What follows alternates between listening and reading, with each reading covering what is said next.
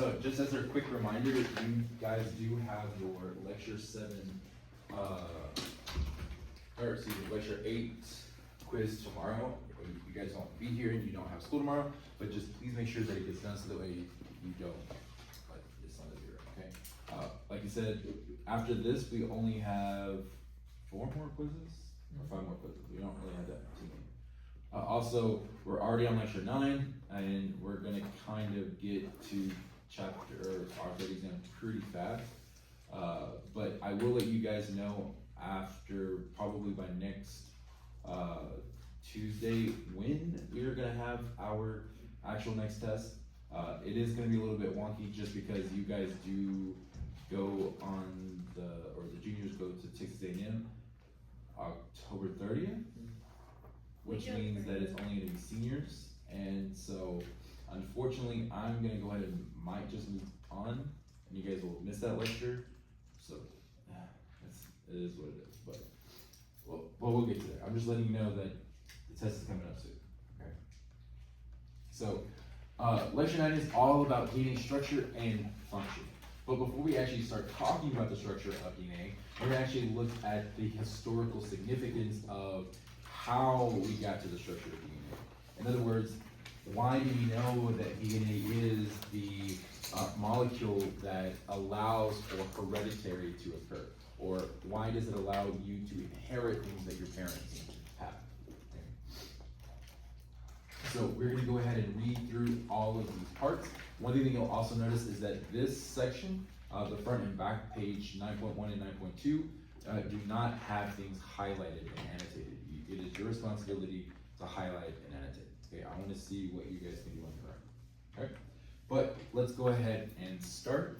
So if you would go ahead and read paragraph number 1. Itzel.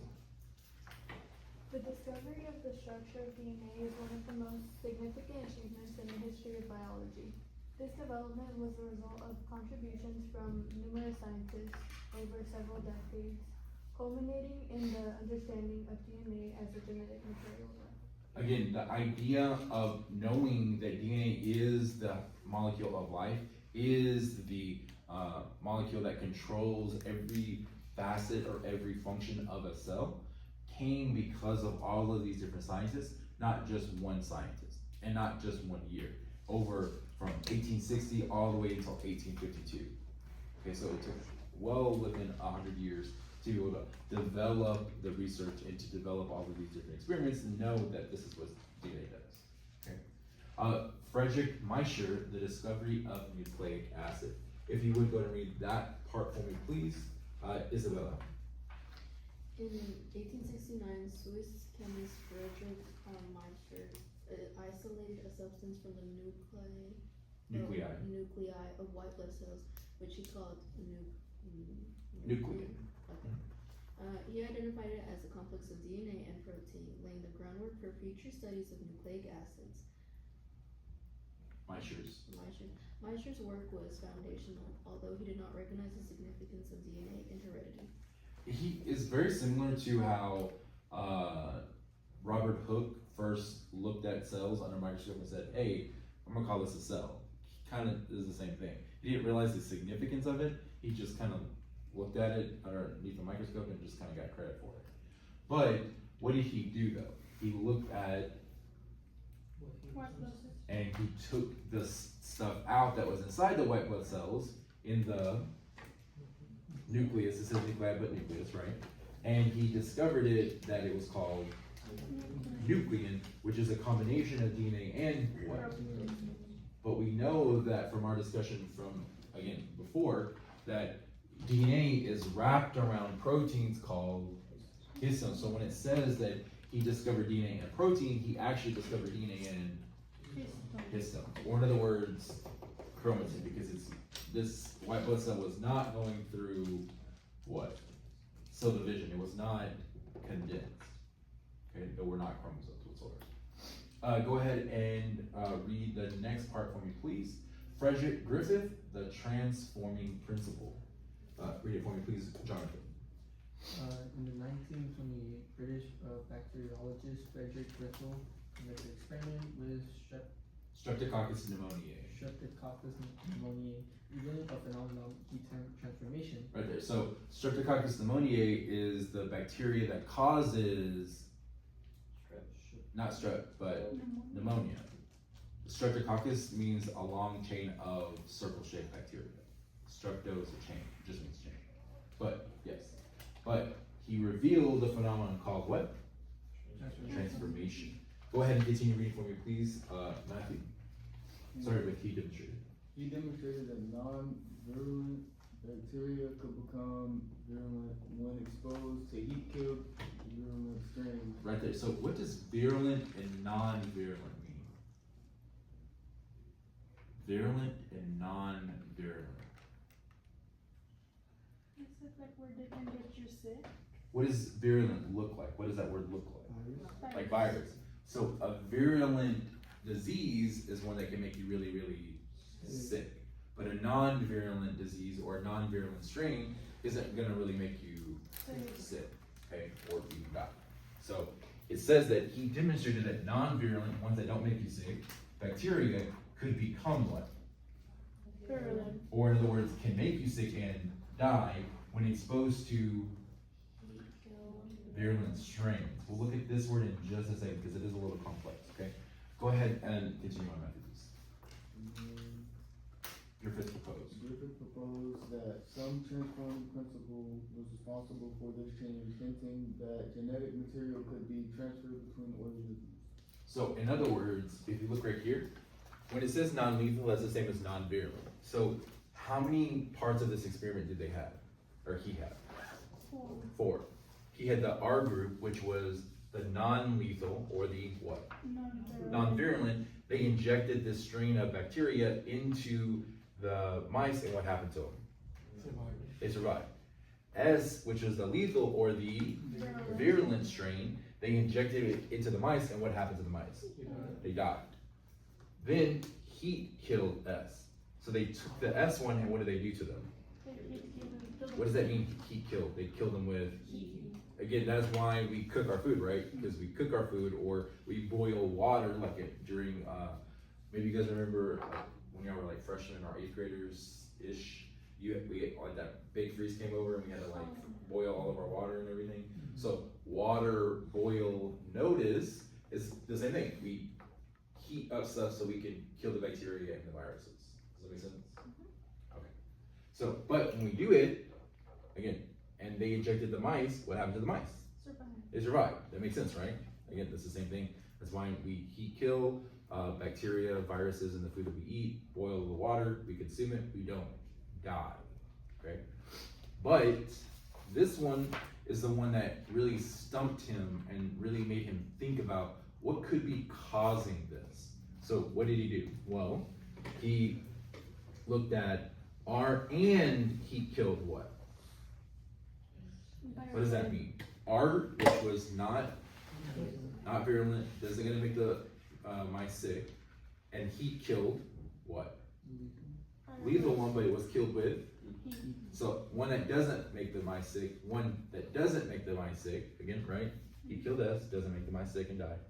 R doesn't make the mice sick or die, right? If you take these two groups, put them together, and then inject them into the mice, what happens to the mice? But why? That's the thing he was trying to figure out. What was causing these mice to die, even though I injected them with two things that shouldn't have made the mice what? Die. That's why he called it the what? Transformation. Something was transforming the good bacteria into bacteria that could cause mice to what? To die. What do you guys think it is? Whenever you heat kill something, or you put like bacteria or whatever into heat, what do you think is the first thing to break up? The plasma membrane. Because remember, cholesterol is used to help increase fluidity, and especially as heat increases, or it becomes not too rigid when it's too cold. That's in animal cells, but bacteria, they don't have that. So when it's too hot, their plasma membranes break open. All of that stuff opens up, and what does that do? When the plasma membrane breaks, what's released into the environment? chromatin or DNA and all of the little plasmids and all that other stuff, right? And what do other bacteria love to trade? Not Pokemon cards, but plasmids and pieces of DNA. So the DNA that was there, what do? They sucked it up. Do you guys remember what structure they used to suck it up? Such as the P. So anyway, not peroxisomes, such as the P though. Fimbriae, remember the ones that they're used for movement.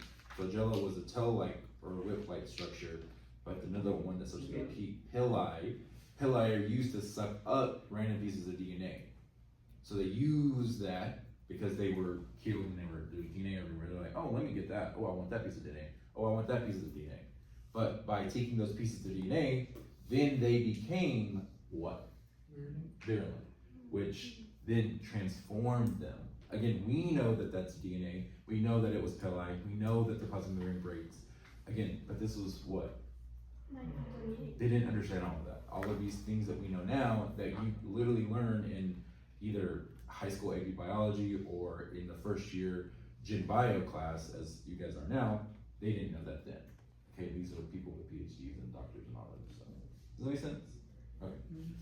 But let's watch a video to really clarify exactly what's going on. The results of Griffith's famous experiment would confirm the presence of a so-called transforming principle. Mice from group 1 who were injected with the non-virulent R strain survived, which is unsurprising given that the R strain is not dangerous. Also unsurprisingly, the mice in group 2 who were injected with the virulent S strain developed pneumonia and died. High temperatures kill most germs, which is why boiling something is often a cheap and effective way to sterilize it. Griffiths used heat to kill S strain bacteria, then injected these dead bacteria into a third group of mice. Even though they had received a dose of the dangerous S strain pneumococcus bacteria, these mice survived because the bacteria were all dead. The fourth group of mice was crucial to Griffith's experiment. He injected the mice with a combination of heat-killed virulent S strain and live innocuous R strain. The mice injected with the combination developed pneumonia and died. On their own, neither of these components should have been deadly, so Griffiths concluded that the live R strain had acquired some type of deadly component from the dead S strain. He called this mysterious component the transformation principle. Let's move on to the next one. Avery et al. Identifying DNA as the genetic material. So, if you would go ahead and read it for me, please, Sarai. In the early 1940s, Oswald Avery and his colleagues Colin McLeod and Macklin McCarty built on Griffith's work. They conducted a series of experiments to identify the transforming principle. Right there. So what did? They did a series of experiments, not just one, but a series of experiments to figure out exactly what was causing the good bacteria to turn into bad bacteria. Does that make sense? Mm-hmm. They're trying to figure out what it was. Okay, Sarai, go ahead and continue. By treating extracts from heat-killed virulent bacteria with enzymes that destroy proteins, proteases, RNA, RNases, or DNA, DNases, they found that only the destruction of DNA prevented the transformation of non-virulent bacteria to virulent bacteria. So what did they do? Again, they did a series of experiments by adding, how do they remove the proteins to figure out if it was proteins? What did they add? An enzyme that destroys proteins called proteases. How did they remove the RNA? RNases, because those are enzymes that destroy RNAs. And then to remove the DNA, what do? They added DNases, which is an enzyme that destroys DNA. So, one more time. They basically, again, I know that you guys are writing, but just listen for this one more time. So, when you're looking at this experiment, they were trying to figure out what caused the bacteria to become bad bacteria to kill the what? The mice. So what did? They did a series of experiments, and how could they remove the proteins? Because if they removed the proteins and the mice died, or the mice lived, then that's the proteins are what caused the good bacteria to turn into bad bacteria. One more time. If you remove the proteins and the mice live, that's the proteins are what cause the good bacteria to turn into Bad bad bacteria. But what did they do to remove the proteins? They added proteases. What did they do to remove RNA? And then what do they do to remove DNA? And they're question marks because they're trying to figure out which ones are going to live or which ones are going to, if they die, was it that one? No. If they live, was it that one? Yes, because that means you neglect or negated it, you neutralized it so then it could actually live. Okay, so let's figure out. One of these biomolecules was the component responsible for bacterial transformation and therefore for heredity. The researchers disabled each of these components in S-strain bacteria, mixed it with innocuous R-strain bacteria that was primed for transformation, incubated the mixture, and then injected the combination into mice. If the mouse still died despite removing a component, they would know that the biomolecule was not the transformation principle. As Avery noted in the paper, carbohydrates and lipids were not directly tested in the second part of the experiment. They were removed via process of elimination. The researchers added special enzymes, each meant to destroy a specific component, to several separate vials of bacteria. The first group was the control, which had no component that was destroyed. As expected, transformation still took place, the R-strain bacteria absorbed something from the S-strain bacteria, and the mice died. In the second group, they also tried protein-destroying enzymes called proteases. I will say that in this video, she does mention specific kinds of proteases, RNases, or DNases. For the exam, it doesn't matter. I'm just gonna use the word to kind of overall, okay? But what would happen to what is the result for using proteases? The mice died, because we know which one should it be? DNA. Again, we know that DNA is the transforming principle, but they were trying to prove it because, again, this was 100 years ago. Okay? Specifically trypsin and chymotrypsin. They also tried an enzyme called pepsin, but discovered that the low pH needed for pepsin to work destroyed the transformation material completely. In the presence of trypsin and chymotrypsin, the mice still died, meaning that transformation had still taken place and proteins did not appear to be responsible. They also tried RNA-destroying enzymes called RNases, each with the same result. The mice died, meaning that transformation had still taken place even in the absence of proteins or RNA. Avery, McLeod, and McCarty finally tried DNases, enzymes that destroy DNA. In one instance, the mice survived. Adding phosphatases and esterases to the mixture did not disrupt the transformation process, but adding DNA depolymerases did. When Avery, McLeod, and McCarty added depolymerases to the mixture, the mice survived. This told them that DNA was likely to be the transforming principle. The Avery, McLeod, and McCarty experiment further supported the theory that DNA was the transforming. So, but starting from right here with their 1944 publication, go ahead and read it for me, please, Christian. Their 1944 publication confirmed that DNA is a substance responsible for heredity, but it took several more years for the scientific community to fully embrace this conclusion. So they were like, okay, we did all these experiments and we proved that DNA is the what? Transforming principle, but a lot of scientists, just like in scientific nature, like I guess just part of scientific nature, that they said, we don't really believe you. We need more evidence. Okay. And this is where Hershey and Chase come in. So go ahead and read it for me, please, Caitlin. In 1952, Martha Chase and Alfred Hershey provided definitive evidence that DNA, not protein, is the genetic material in viruses. They used the T2 bacteriophage, a virus that infects E. coli bacteria, labeled with radioactive isotopes.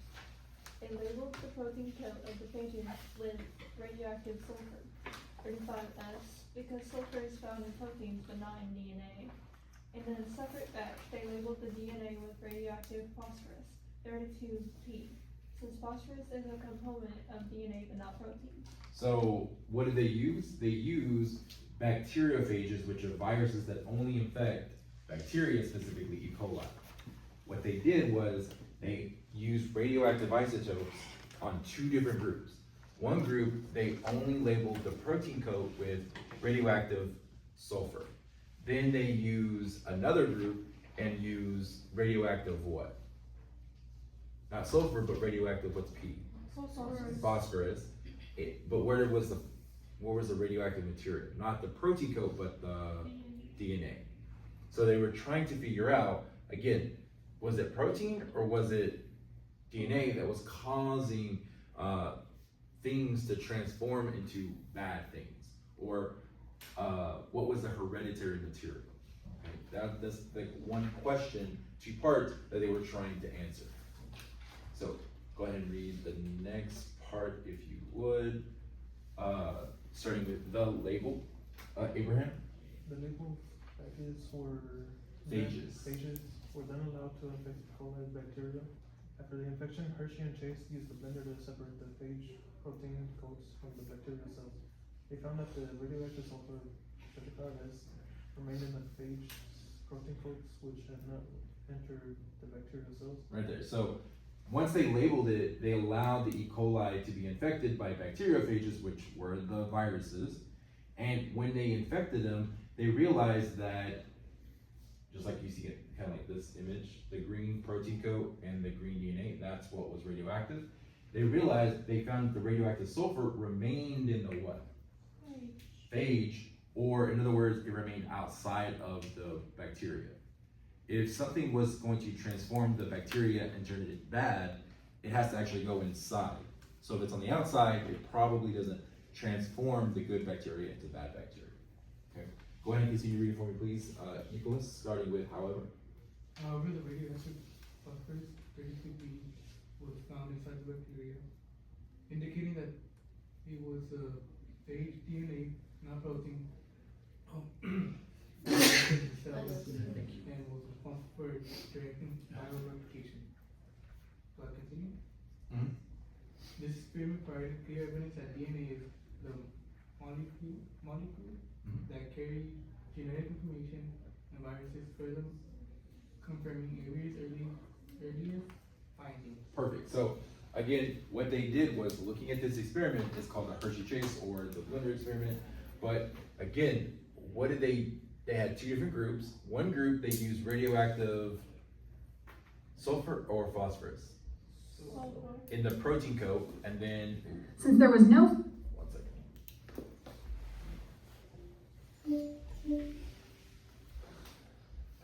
No. Actually, look at both. I'm tired. So, Yeah, just a little bit. Mr. No, Silver- what's usually isn't this deep, but yeah. What's up? Can I use yours? Go ahead. phosphorus found in the protein coat, Sammy, who do you have 7th period? It's okay. Okay. Yeah, so let me go. the only thing they were marking in the second group was the nucleic acids. Once the appropriate molecules were tagged, the experiment consisted of 3 major steps: infection, blending, and centrifugation. In the infection step, Hershey and Chase allowed each type of bacteriophage to infect a host cell to see whether the radioactive proteins or the radioactive nucleic acids would make radioactive bacteriophages. Next, in the blending step, they used a high-speed blender. Again, we have to understand they did not have microscopes, scanning electron microscopes that were powerful enough to visualize the DNA going inside and seeing what was actually inside the bacteria that was turning them bad.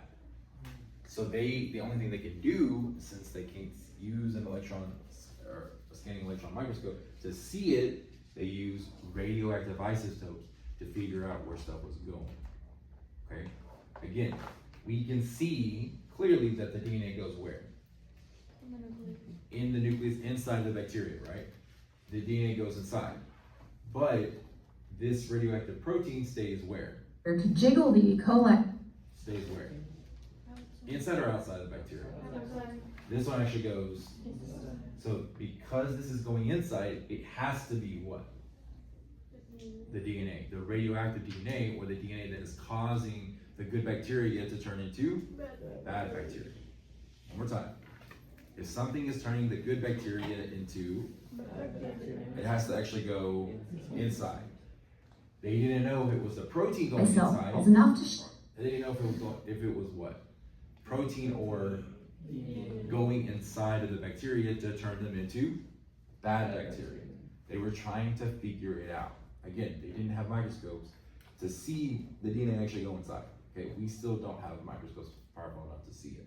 Okay, does that make sense? So the only thing they can do is use radioactive isotopes. Sulfur in the protein, phosphorus in the DNA. We can see it. They were trying to figure out what was going inside. So let's look at the rest of it. Take off the empty protein coats on the outside. This step is why this experiment is sometimes affectionately referred to as the blender experiment. This created a mixture of liquid, phage parts, and bacteria called a suspension. Finally, in the centrifugation step, they spun this mixture in a centrifuge so that the... Do you guys know what a centrifuge is? It's a machine that basically, I'm gonna use your bottle of water. It's a machine that you basically like put a little tube in, and when you put it in the tube, it like spins it like this really fast. And as it does that, the heavier stuff goes to the bottom, as you can see with the little pellet. And then the lighter stuff stays at the kind of like at the top. So that's what they were doing.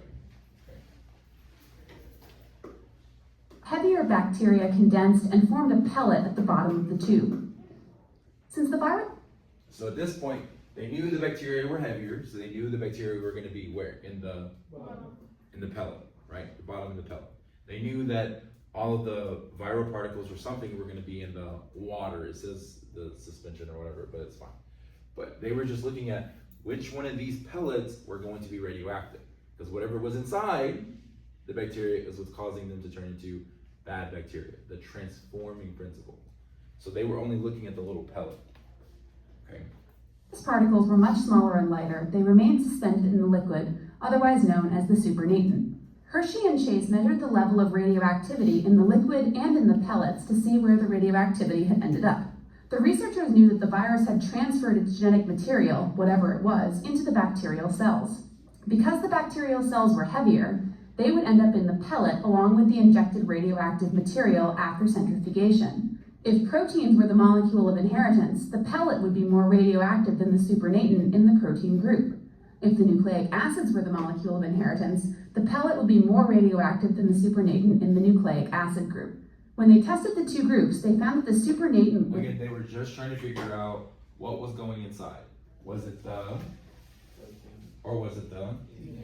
So whichever one, the protein should be in the pellet because it's inside, right? Or the DNA should be inside.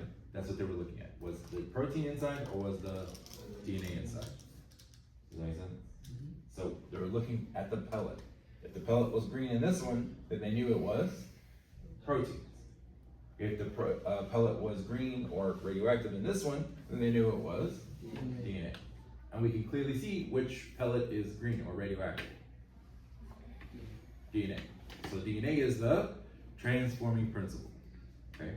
Again, we know that DNA governs heredity. We know that DNA tells the cell what to do, but they didn't know that. They're trying to prove it. Was more radioactive in the protein group, and the pellet was more radioactive. Actually, we're gonna move on because I think you get the point. Okay, let's move on.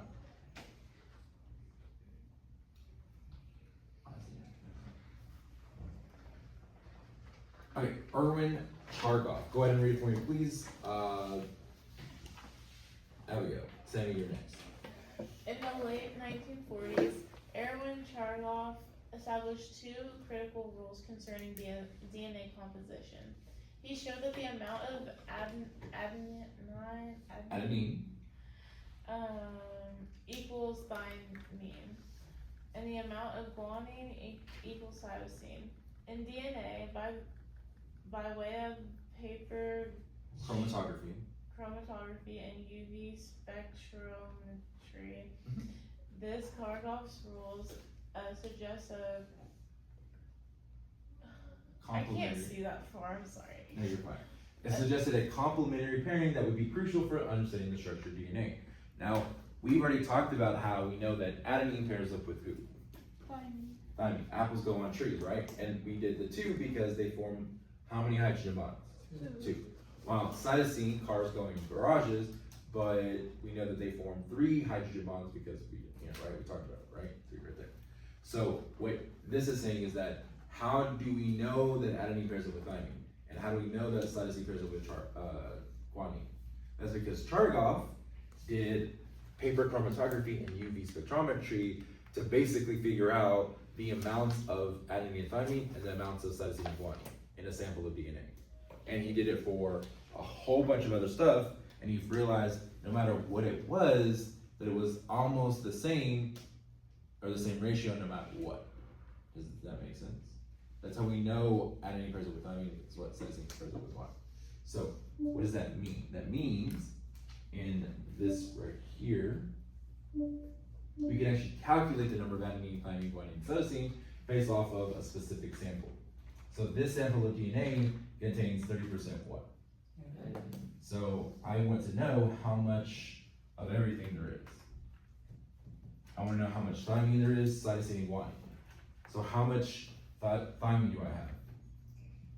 30%? Why 30%? Because it's gonna be the same. Because adenine pairs up with thymine. So if I have 30% adenine, I have to have 30% thymine. Because they what? They pair up. Okay.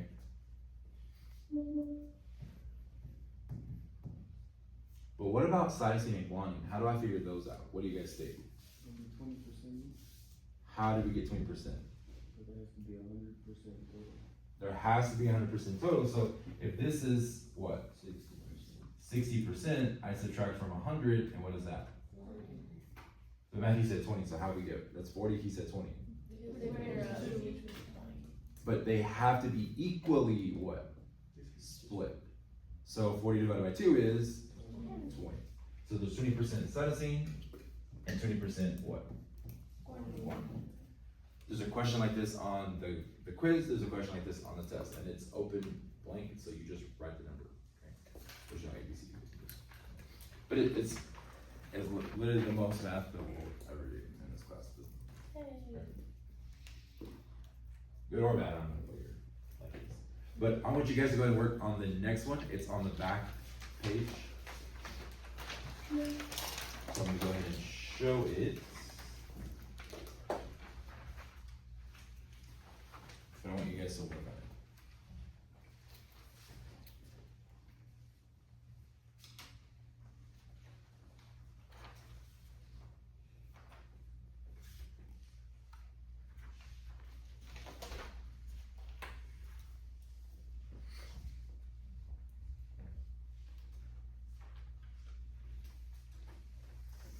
Make sure to wait and airdrop the video to me because I think I might not be here tomorrow and I want them to watch this. Okay. Okay, thank you.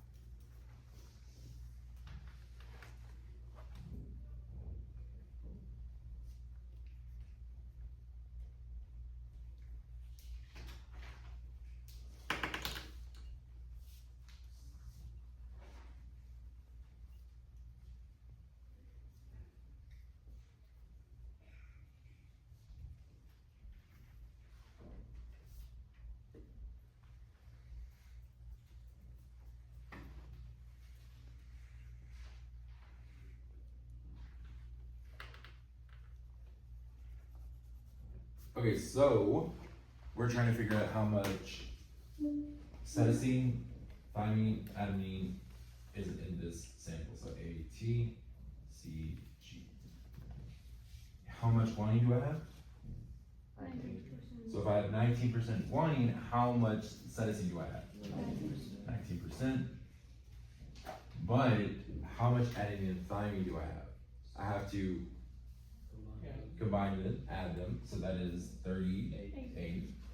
Subtract it from 100, which is 60, and then divide that one by 2. So that is 31% here and 31% here. Again, if you need more help, there are practice questions in the review, so you'll have that. You can practice those and bring them to me. But it's pretty straightforward. Okay? It's literally just add, addition, division.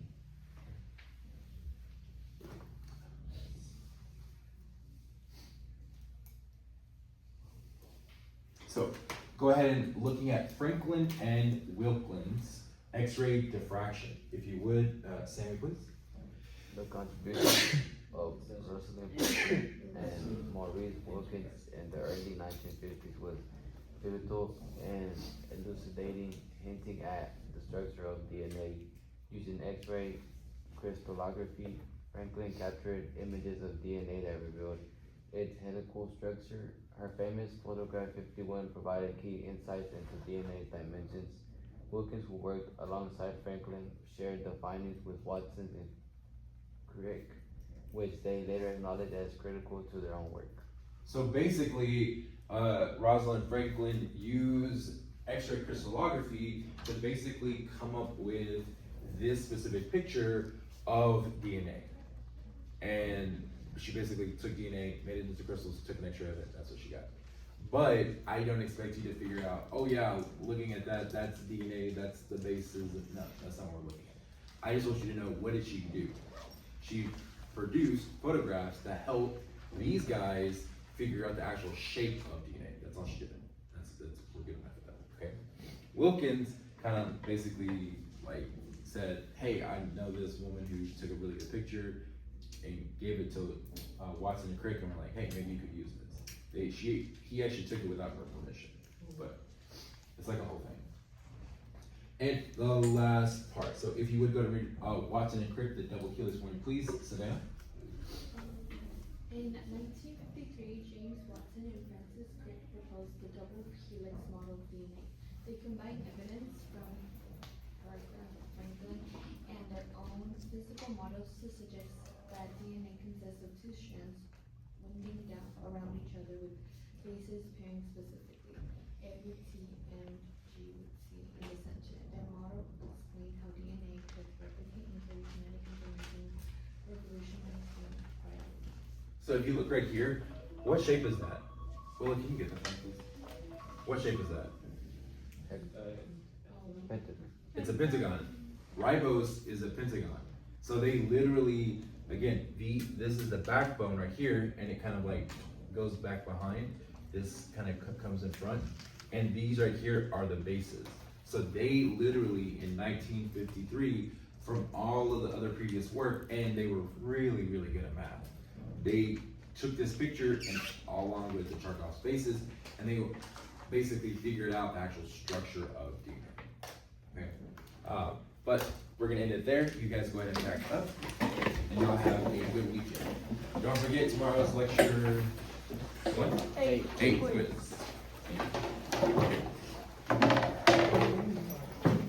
Are you gonna check the journal? Yes. I can't stop it. I have the magic touch. That's why.